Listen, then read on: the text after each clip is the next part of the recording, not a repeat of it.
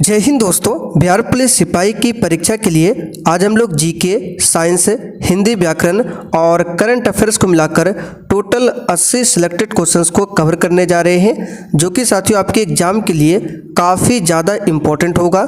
तो साथियों आप सभी आज के सेशन को बिना स्किप किए लास्ट तक पूरा ध्यानपूर्वक देखिएगा। और साथियों जो भी चैनल पर पहली बार आए हैं आप लोग चैनल को सब्सक्राइब करके और साथ में बेल आइकन को जरूर प्रेस कर लें, जिससे आपसे एक भी इम्पोर्टेंट सेशन मिस ना हो। तो चलिए साथियों बिल्कुल भी समय की बर्बादी ना करते हुए आज के सेशन को जल्दी से स्टार्ट करते हैं।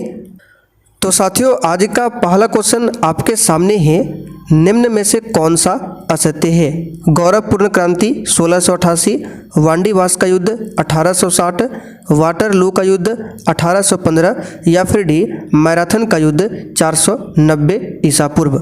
बहुत ही बेहतरीन क्वेश्चन है, इस पर आप लोग स्टार मार्क कर लीजिए। तो यहाँ पर बताना है इन चारों ऑप्शन में से कौन सा कथन असत्य है। और देखिए प्रत्येक स्टूडेंट को नीचे लाइव चैट में अपना अपना आंसर जरूर देना है, जिससे आप सभी का प्रॉपर तरीके से रिवीजन भी हो सके। तो फिलहाल यहाँ पर इस क्वेश्चन का आंसर हो जाएगा वांडीवास का युद्ध। ठीक है, हमने आपको कई बार प्रैक्टिस सेट में कराया था कि वांडीवास का युद्ध जो है ये हुआ था 1760 में। ठीक है, लेकिन ऑप्शन में 1860 है, इसलिए यहाँ पर गलत है। मैराथन का युद्ध याद रखिएगा, बड़ा ही इंपॉर्टेंट है, 490 ईसा पूर्व में हुआ था। अच्छा, वांडीवास का युद्ध जो है किसके किसके बीच में हुआ था?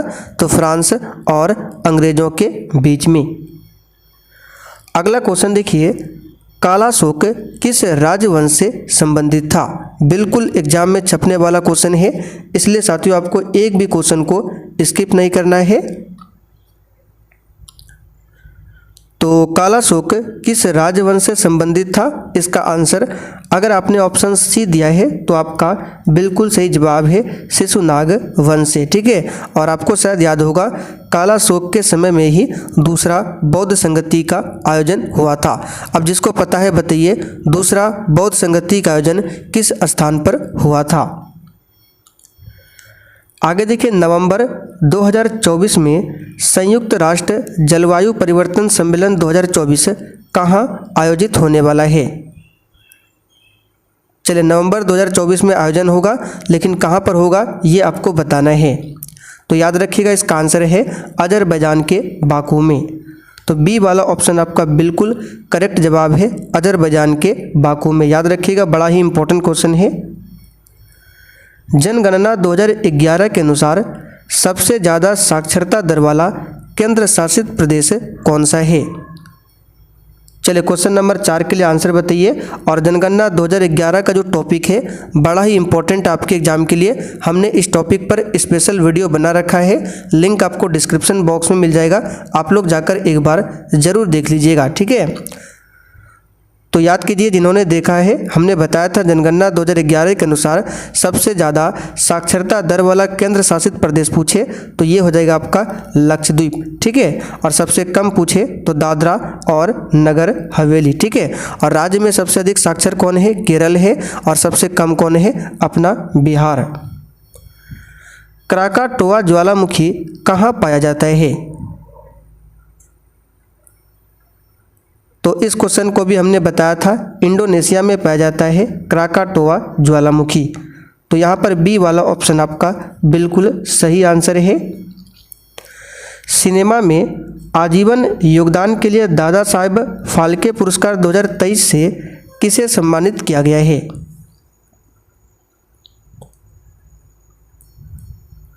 सही आंसर है वहीदा रहमान को। डी वाला ऑप्शन आपका बिल्कुल करेक्ट आंसर है, वहीदा रहमान को। प्राकृतिक संसाधनों के संरक्षण के लिए अफ्रीकी सम्मेलन किस वर्ष में आयोजित किया गया था? चलिए बताइए क्वेश्चन 7 के लिए आंसर क्या होगा? इस क्वेश्चन पर भी आप लोग डबल ट्रिपल स्टार मार्क कर लीजिए, यहाँ से आपको और भी क्वेश्चन बताने वाले हैं। तो सबसे पहले आपको ध्यान रखना है प्राकृतिक संसाधनों के संरक्षण के लिए जो अफ्रीकी सम्मेलन है ये 1968 में आयोजित किया गया था। ठीक है, और इस सम्मेलन को अल्जीरियस सम्मेलन भी कहा जाता है। तो अगर आपसे पूछिए अल्जीरियस सम्मेलन कब हुआ था तो 1968 में। ठीक है, भारत ने विदेशी सितवे बंदरगाह को संचालित करने का अधिकार हासिल किया? तो बताइए यह बंदरगाह किस देश में है? तो याद रखिएगा ये जो बंदरगाह है म्यांमार में स्थित है। अच्छा, म्यांमार का पुराना नाम पूछे तो बर्मा। एक बंदरगाह पूछा जाता है हम्बनटोटा बंदरगाह, कहाँ पर है? तो आप सभी जानते हैं श्रीलंका में।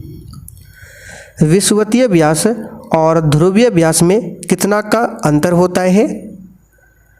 और देखिए साथियों, जिन्होंने अभी तक सेशन को लाइक नहीं किया है, आपसे रिक्वेस्ट है आप लोग फटाफट से सेशन को एक बार लाइक कर दीजिए।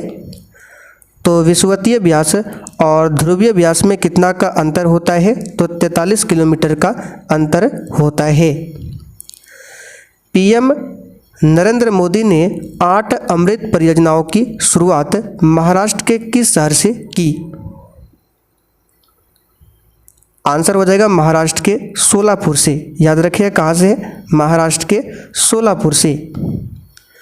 जनवरी को पराक्रम दिवस किनकी जयंती पर मनाया जाता है? बताइए। तो 23 जनवरी को जो पराक्रम दिवस हम लोग मनाते हैं किसकी जयंती पर?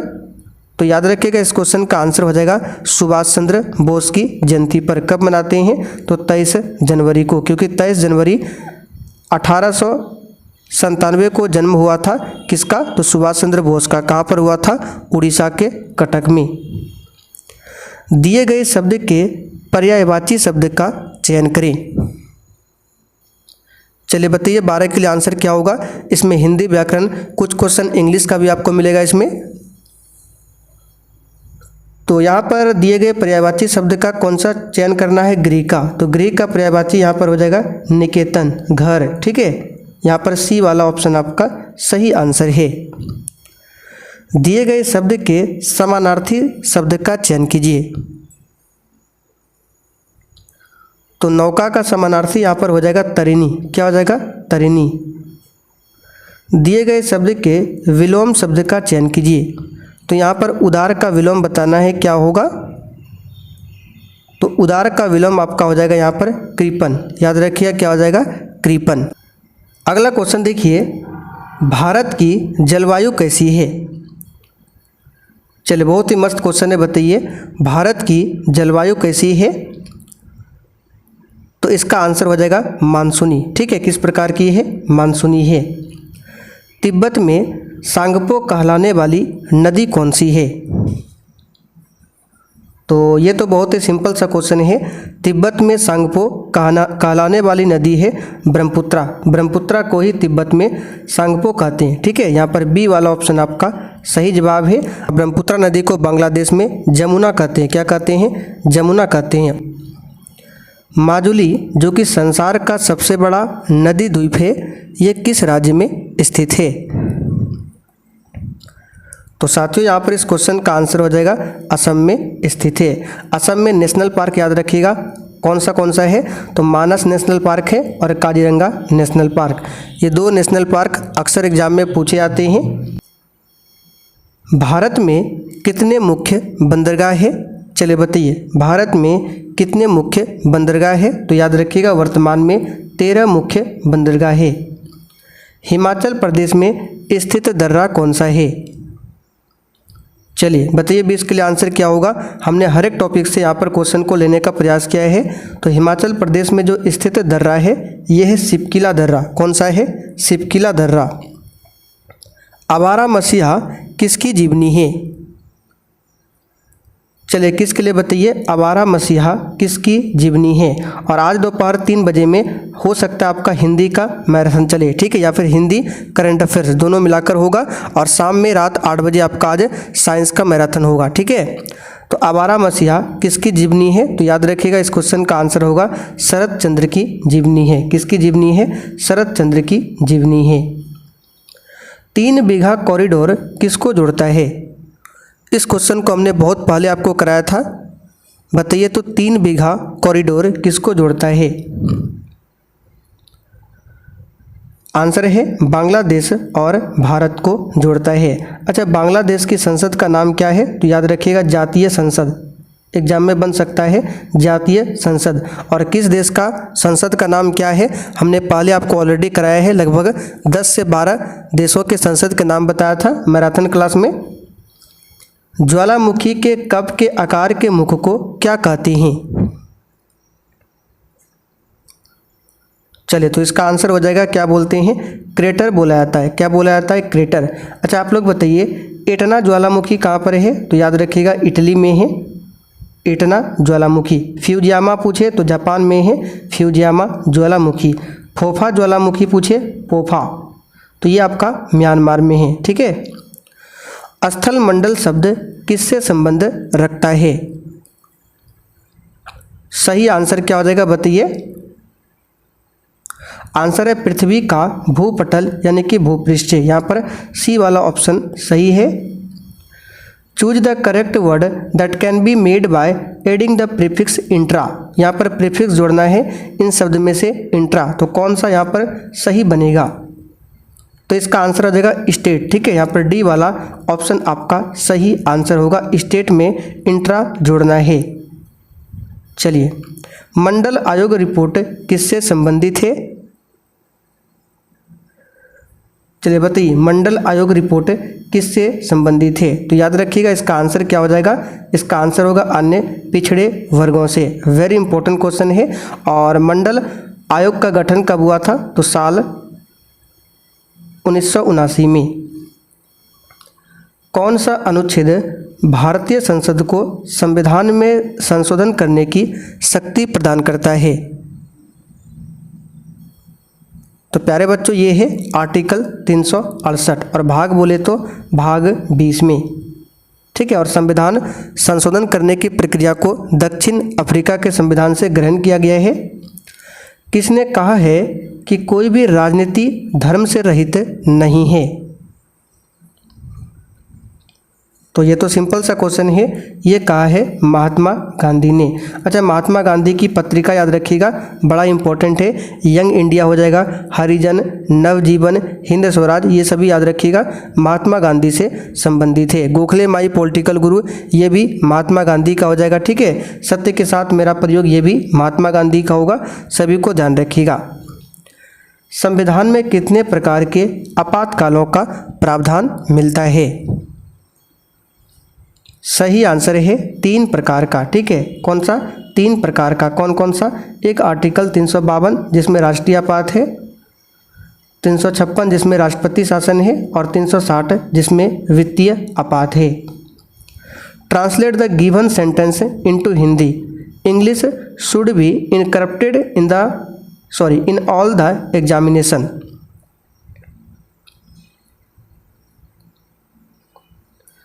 तो English should be incorporated in all the examination.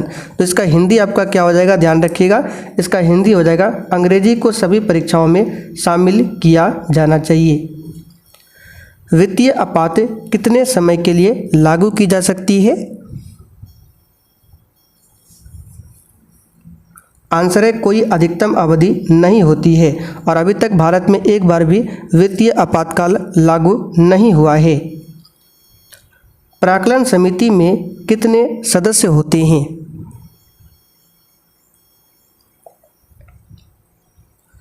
तो सिंपल सा क्वेश्चन है, प्राक्कलन समिति में टोटल 30 सदस्य होते हैं, और 30 के 30 सदस्य केवल लोकसभा से होते हैं।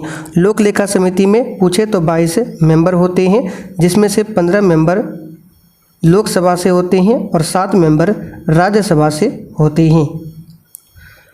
राज्यसभा के सदस्यों का सेवा काल कितना होता है? तो राज्यसभा का उल्लेख आर्टिकल 80 में मिलता है। राज्यसभा में सदस्यों की संख्या 245 है और अधिकतम 250 हो सकता है। ठीक है। और इसके सदस्यों का कार्यकाल होता है 6 वर्षों के लिए। पहली प्राकृतिक संख्याओं का माध्य, यानी पहली 15 प्राकृतिक संख्याओं का आपको माध्य बताना है। तो इसका आंसर आप लोग बता देते हैं, सॉल्व कर लीजिएगा। आंसर इसका क्या हो जाएगा? तो देखिए, इसका आंसर निकल कर आएगा 8। तो प्राकृतिक संख्या क्या होता है? गिनती की संख्या को प्राकृतिक संख्या कहते हैं। तो गिनती की संख्या 1 से स्टार्ट होता है, तो 1 से लेकर 2, प्लस 3 प्लस 4 इस तरह से आपको लिखते चलना है और 15 तक लिखना है। ठीक है, जहाँ तक आपका 15 पुर्जा इस तरह से गिन लेना है और भाग 15 से कर देना है। तो ये आपका करीब करीब निकल कर आएगा 8। ठीक है, कितना निकल कर आएगा? 8 आएगा। निम्नलिखित में कानून बनाने का प्रस्ताव पेश किया जा सकता है। तो अगर कोई भी कानून बनाना है तो इसका प्रस्ताव कहाँ पेश हो सकता है? याद रखिएगा, आंसर है लोकसभा तथा राज्यसभा दोनों में। मधुर बात करने वाला वाक्यांश के लिए एक शब्द लिखिए। चलिए, इसका आंसर क्या हो जाएगा? तो आप कहेंगे मधुर भाषी। नर की अरु नल नीर की गति एकै करी जोय, चेतो नीचो है चले ते तो ऊंची होय। बताइए, प्रस्तुत पंक्ति के रचयिता कौन है? पिछली बार भी इस तरह से एक पंक्ति दिया था और आपसे पूछा गया था ये पंक्ति किसकी है। तो याद रखिएगा, ये जो पंक्ति है बिहारी लाल की पंक्ति है। पटना हाई कोर्ट के मुख्य न्यायाधीश वर्तमान में कौन है? तो साथियों, पटना हाई कोर्ट के वर्तमान में मुख्य न्यायाधीश कौन है? तो याद रखिएगा के विनोद चंद्रन। और पटना हाई कोर्ट की स्थापना कब हुई थी? 3 फरवरी 1916 को। ठीक है। सिंधु घाटी के लोग किसकी पूजा करते थे? चलिए बताइए फटाफट से। तो आप कहेंगे सिंधु घाटी के लोग जो है पशुपति की पूजा करते थे। किसकी पूजा करते थे? पशुपति की। एलोसोम होते हैं, याद कीजिए, हमने आपको बताया था एलोसोम के बारे में। मानव में 23 जोड़ा गुणसूत्र होता है और 23वां जोड़ा जो गुणसूत्र होता है इसी को एलोसोम कहा जाता है। तो ये क्या होता है? एक प्रकार का लिंग गुणसूत्र। बहमनी राज्य का संस्थापक कौन था? और साथियों, सेशन के लास्ट में आप लोग कमेंट करके बताइएगा कि आपने आज के सेट में कितने क्वेश्चन सही कर पाए हैं। तो बहमनी राज्य की स्थापना 1347 में किया था। किसने? तो याद रखिएगा अलाउद्दीन हसन शाह ने। इसी का नाम हसन गंगू भी है। ठीक है, हसन गंगू या फिर अलाउद्दीन हसन। ठीक। किस सुल्तान ने आधी जमीन की फसल राजस्व के रूप में लेने का दावा किया था? आंसर है अलाउद्दीन खिलजी। ठीक है। राष्ट्रीय मानवाधिकार आयोग, सबसे पहले इस पर आप लोग स्टार मार्क कर लीजिए। ठीक है। तो राष्ट्रीय मानवाधिकार आयोग की स्थापना कब होती है? 12 अक्टूबर 1993 को। आप लोग कमेंट करके बताइएगा राष्ट्रीय मानवाधिकार आयोग वर्तमान में कौन है। ठीक है, इसके अध्यक्ष वर्तमान में कौन है? आप लोग सर्च करके बताइएगा, इंपॉर्टेंट है, सर्च करके याद भी आपको कर लेना है। बिहार में कितने व्यक्तियों को पद्म पुरस्कार 2024 से सम्मानित किया गया है?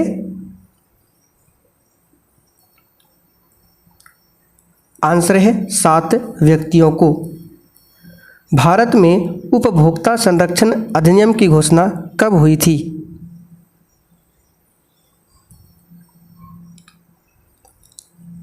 आंसर है 1986 में। और 1986 में ही पर्यावरण संरक्षण अधिनियम भी आया था। यहाँ पर लिख देते हैं, आप लोग इसमें कन्फ्यूज हो जाते हैं। पर्यावरण संरक्षण अधिनियम, इसको अभी याद कर लीजिए, ये एग्जाम में आ सकता है। तो पर्यावरण संरक्षण अधिनियम और उपभोक्ता संरक्षण अधिनियम ये दोनों 1986 में आया था। अगर आपसे पूछे वन्य जीव संरक्षण अधिनियम, वन्य जीव संरक्षण अधिनियम, तो ये 1972 में था। और वन संरक्षण अधिनियम पूछे, वन संरक्षण अधिनियम पूछे, तो ये 1980। ठीक है, हमने तीनों बता दिया, तीनों को याद रखिएगा। उपभोक्ता वाला 1986, पर्यावरण 1986, वन्य जीव 1972 और वन संरक्षण 1986। 2024 में किस फिल्म को बेस्ट पिक्चर का ऑस्कर पुरस्कार मिला? आंसर है ओपेनहाइमर। यूरोप में पिरेनी पर्वत श्रृंखला किन 2 देशों को अलग करती है?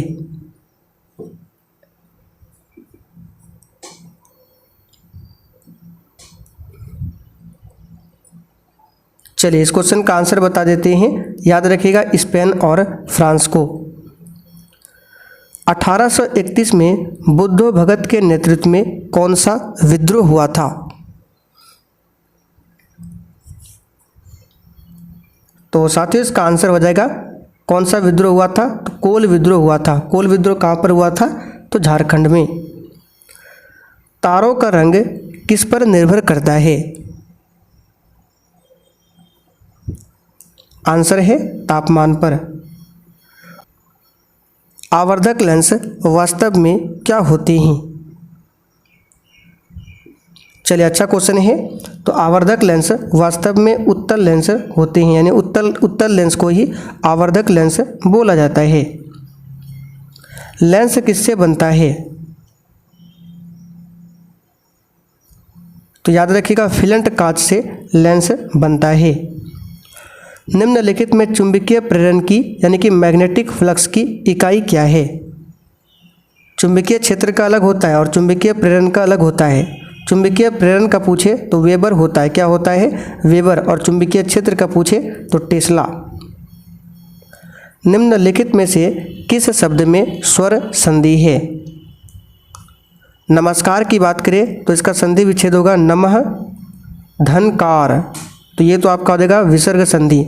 जगदीश जगत हलंत प्लस ईस, ये आपका हो जाएगा व्यंजन संधि। ठीक है। भानुदय की बात करें, ये आपका हो जाएगा भानु जोड़ उदय, और दुर्लभ का हो जाएगा दुह जोड़ लब, तो ये भी विसर्ग संधि। तो बचा आपका केवल भानुदय, तो ये आपका स्वर संधि का उदाहरण है। एक जनरेटर क्या करता है? तो एक जनरेटर का काम क्या है? यांत्रिक ऊर्जा को विद्युत ऊर्जा में बदलना। और विद्युत मोटर का काम क्या होता है? विद्युत ऊर्जा को यांत्रिक ऊर्जा में बदलना। लोहे की जंग डैश होती है? तो लोहे की जंग जो है याद रखिएगा रासायनिक प्रक्रिया होती है। अच्छा जंग का फॉर्मूला पूछे क्या होता है? तो याद कर लीजिए Fe2O3 इंटू XH2O, ये जंग का फॉर्मूला है। उष्णता यानी कि हीट से संबंधित भौतिक विज्ञान की शाखा को क्या कहते हैं? तो इसे बोला जाता है थर्मोडायनेमिक्स। क्या बोला जाता है? थर्मोडायनेमिक्स। निम्नलिखित में से कौन सा विटामिन कैल्शियम के अवशोषण में सहायक होता है? चलिए बताइए इसका आंसर क्या होगा। कौन सा विटामिन कैल्शियम के अवशोषण में सहायक होता है? तो यहाँ पर इस क्वेश्चन का आंसर क्या होगा? तो आप कहेंगे विटामिन डी। ठीक है। विटामिन डी का मुख्य कार्य कैल्शियम होम्योस्टेसिस में आंत से कैल्शियम अवशोषण को बढ़ाना है। तो और विटामिन डी का रासायनिक नाम पूछे कैल्सीफेरॉल। जीवन को बनाए रखने के लिए ऊर्जा चाहिए, तो निम्नलिखित में से किस एक प्रक्रम द्वारा ऊर्जा प्राप्त होती है? आंसर है उपापचय। ठीक है। उपापचय शरीर की कोशिकाओं में होने वाली रासायनिक अभिक्रिया है जो भोजन को ऊर्जा में बदलती है। HIV विषाणु किसी व्यक्ति की रोधक क्षमता किस प्रकार कमजोर करते हैं? तो आप सभी जानते हैं HIV विषाणु जो है एड्स के लिए ये क्या है? कारक है। ठीक है। एड्स होता है इसी के कारण। और HIV विषाणु किसी व्यक्ति की रोधक क्षमता किस प्रकार कमजोर करते हैं? तो लसिका अणुओं को नष्ट करके। शिक्षा में हेरफेर पाठ के लेखक कौन है? आंसर है रविंद्रनाथ ठाकुर। ठीक है। रविंद्रनाथ ठाकुर, इसका यहाँ पर सी वाला ऑप्शन आपका सही आंसर है। अनुपम मिश्र की बात करें तो इन्होंने रचना की है पधारो म्हारे देश। पधारो म्हारे देश 10th क्लास में शायद ये मिल जाएगा आपको कहानी। पधारो म्हारे देश कौन है? अनुपम मिश्र। ठीक है। शरद जोशी की बात करें तो रेल यात्रा, रेल यात्रा ये इसकी रचना है, यानी रेल यात्रा। और रामधारी सिंह दिनकर की बात करें सूखी नदी का पुल, आपने पढ़ा होगा 10th क्लास में। आ रही रवि की सवारी कविता के कवि कौन है? आंसर है हरिवंश राय बच्चन। कौन है? हरिवंश राय बच्चन, इस बात को ध्यान रखिएगा। अब यहाँ पे केदारनाथ अग्रवाल की बात करें, इसकी रचना है पूरा हिंदुस्तान मिलेगा। ठीक है। विजय कुमार की रचना है निम्मों की मौत पर। ये सब आपको 10th क्लास में मिल जाएगा, निम्मों की मौत पर। ठीक है। और सीताकांत महापात्र, इन्होंने रचना किया है समुद्र। व्याकरण को अच्छी तरह जानने वाला वाक्यांश के लिए एक शब्द क्या है? आंसर है वैयाकरण। स्वप्न का विलोम क्या होगा? तो प्यारे साथियों, स्वप्न का विलोम हो जाएगा आपका कौन सा? जागरण। निम्न में से कौन सा कर्ण का पर्यायवाची नहीं है? तो कर्ण का पर्यायवाची क्या क्या होता है? राधे भी होता है, सूर्यपुत्र होता है, कौन्तेय, पार्थ, अंगराज, ये सभी कर्ण का पर्यायवाची है। तो यहाँ पर देख सकते हैं दिया हुआ है कौन सा, तो कौन सा नहीं बोला गया। ठीक है। तो धनंजय ये नहीं है, बाकी सूतपुत्र, राधे, अंगराज ये सभी है। अभ्यागत शब्द में कौन सा उपसर्ग है? आंसर है अभी उपसर्ग। निम्न में से इच्छावाचक वाक्य कौन सा है? तो जिन वाक्यों से इच्छा, आशीष एवं शुभकामनाएं आदि का ज्ञान होता है उन्हें इच्छावाचक वाक्य कहते हैं। जैसे कि तुम्हारा मंगल हो, तुम्हारा कल्याण हो, बी वाला सही है। जिसकी विशेषता बताई जाती है उसे क्या कहते हैं? आंसर है विशेष्य बोला जाता है। ठीक है। चलिए, और प्रविशेषण क्या होता है? जो विशेषण की भी विशेषता बताए वो प्रविशेषण होता है। गंगा डेल्टा का सबसे उत्तरी बिंदु क्या है? आंसर है फरक्का। फ्रियोन का रासायनिक सूत्र क्या है? तो याद रखिएगा CF2Cl2 फ्रियोन का रासायनिक सूत्र है। ठीक है। और CHCl3 कल ही हमने रात में बताया था 8 बजे, ये क्लोरोफॉर्म का सूत्र है। आयोडोफॉर्म का सूत्र पूछे तो CHL3 ये आयोडोफॉर्म का फॉर्मूला है। निम्न में से कौन सा एक एंटीसेप्टिक औषधि है?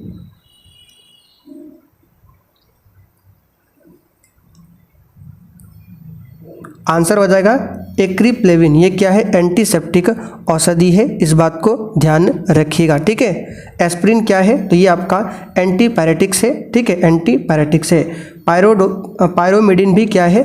एंटीपायरेटिक्स है, इस बात को ध्यान रखिएगा। ठीक है।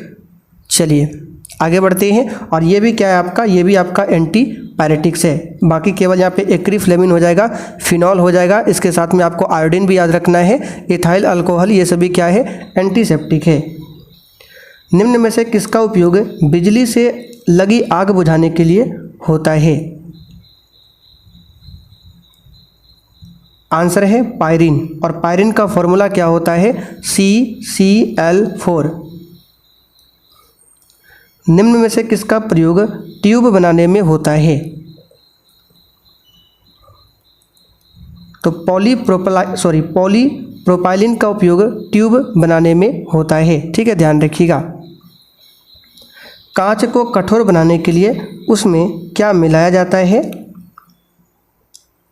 तो कांच को कठोर बनाने के लिए उसमें पोटेशियम क्लोराइड को मिलाया जाता है।